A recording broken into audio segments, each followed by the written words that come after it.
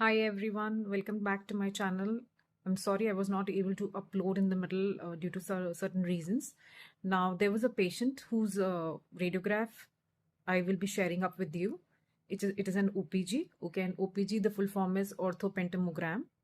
Okay, and what we're going to show is you will see that it has a mixed dentition. What do you mean by mixed dentition?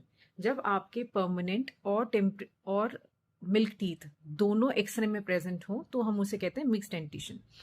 ये एक certain age तक रहता है। अब जैसे ये वाला जो एक्सरे एक 12 साल की लड़की का है, ठीक है।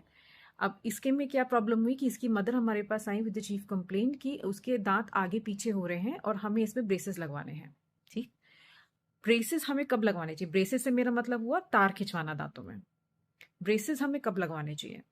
आइडियल एज हम 7 भी मानते हैं, अर्ली इंटरवेंशन में मानते हैं। क्यों मानते हैं?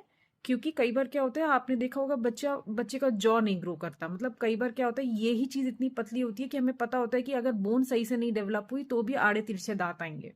तो उस केस में हम परमानेंट तार नहीं लगाते हैं, बट एक प्लेट दे देंगे जिसकी वजह से उसका जॉ एक्सपेंशन हो जाएगा। तो जो आगे के लिए उसके लिए प्रॉब्लम्स हो सकती थी वो हम पहले ही कर्टेल कर देते हैं। आइडियल एज अगर आप मुझसे पूछोगे तो 10 to 14 के बीच में होती है ऑर्थो ट्रीटमेंट के लिए, क्योंकि एक तो उस समय हमारी बोन इतनी ज्यादा परिपक्व नहीं हुई होती। दूसरी सबसे बड़ी चीज क्या होती है कि हम मानते हैं कि उस समय हमारे मैक्सिमम दांत निकल गए होते हैं, एक्सेप्ट द सेकंड मोलर्स। कुछ के सेकंड मोलर्स भी निकल गए होते हैं, थर्ड मोलर्स का हमें मतलब नहीं होता। ठीक है, फर्स्ट मोलर इरप्ट कर चुका होता है। अब इस केस में इस बच्ची के में प्रॉब्लम क्या है कि जहां पे क्राउडिंग होने लग रही है वो क्राउडिंग नहीं है, वहां पे एक्चुअली अभी डेंटिशन डेवलपमेंट हो रहा है।